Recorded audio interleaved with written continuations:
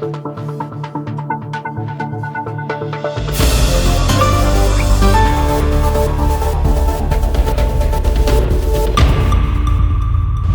for Saint Lucians. Thank you, Mr. Speaker. Mr. Speaker, before I go into my contribution to the motion, I just would like, with your permission, to just make two. Well, one is a request and the other an announcement. The request, Mr. Speaker, is that to ensure that the minister's statements be circulated. Many times when I've left the House and I've not gotten my copies. So they are free statements. I would like to get copies this morning. Arrangements are already in train to have that. Thank you, sir. Yes.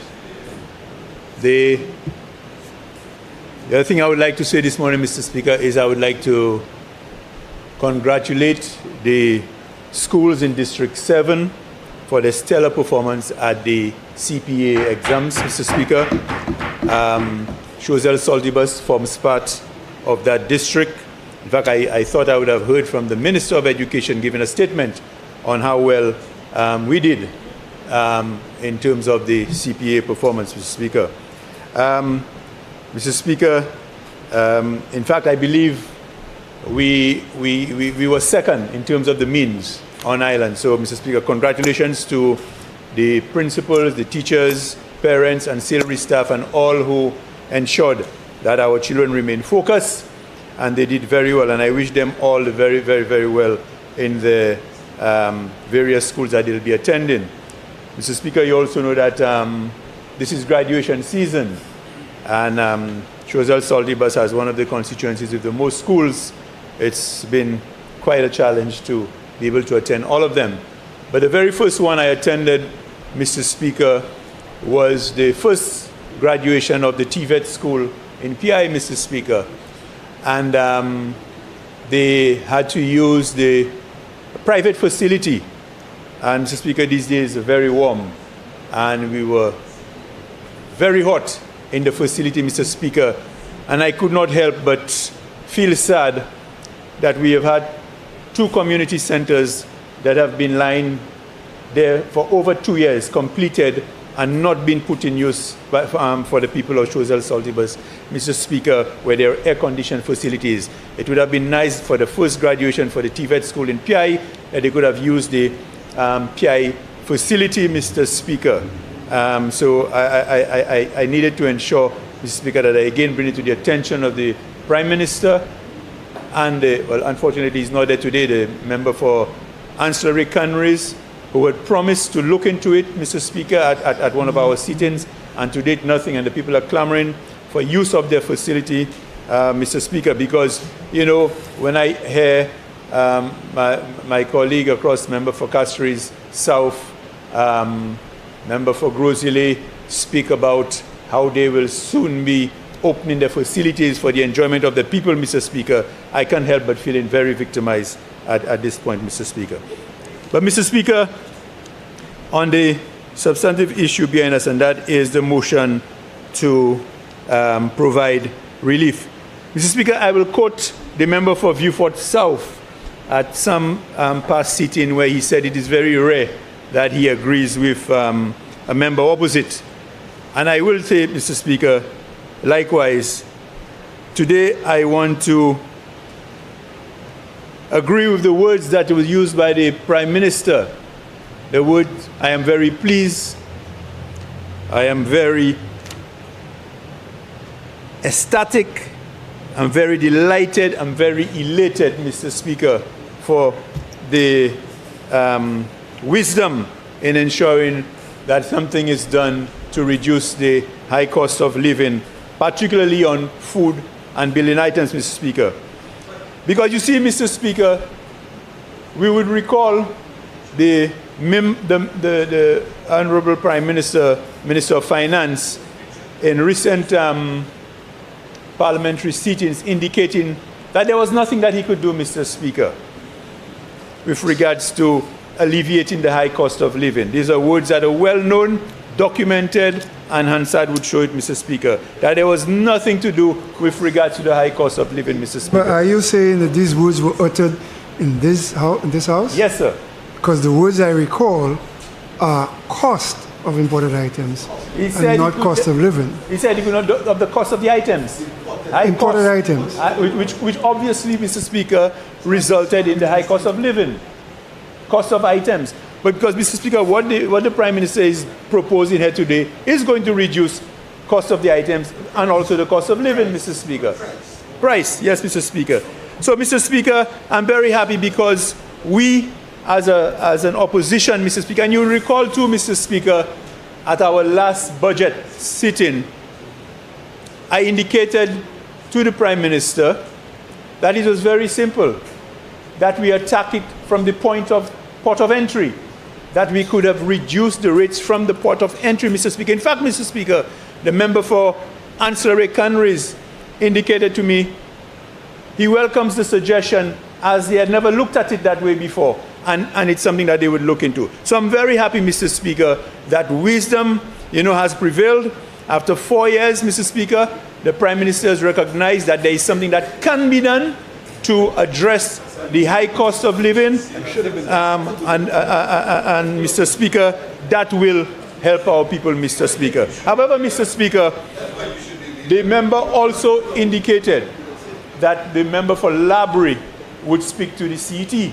And I also indicated at the time, Mr. Speaker, that one of the challenges we had at the time with some of the things that you had indicated with regards to reducing some of the food items was that we have to be very careful as well, because there are things produced in the Caribbean, and to just go ahead and give a blanket reduction without consultation with our partners in the region would cause problems, because we have to remain competitive, and just doing a blanket thing would give, for example, goods coming from North America, various parts of the world would definitely put our items coming from the region, at a disadvantage. So wisdom has prevailed, Mr. Speaker. There has been conversation, and I congratulate the government. Even in my mind, it's at a very, very late time coming, but better late than never, Mr. Speaker.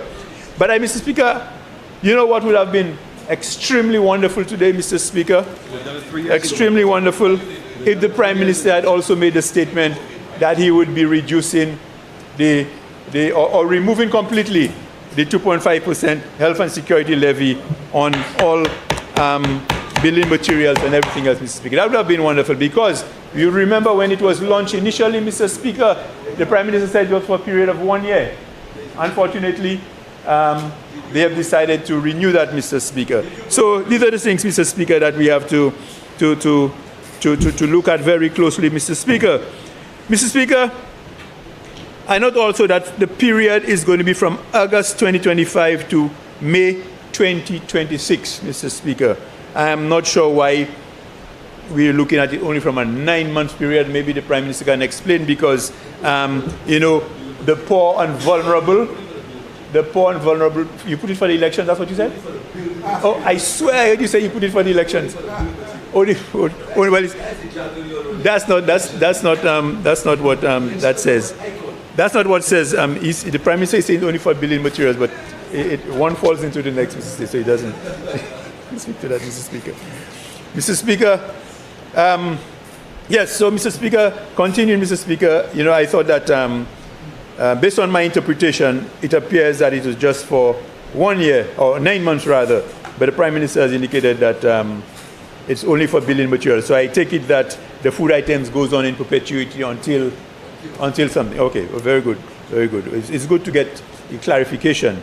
But Mr. Speaker, I also think it would be extremely important that the Prime Minister consider for a window, similarly to building a material, a window for suspension parts for vehicles, Mr. Speaker.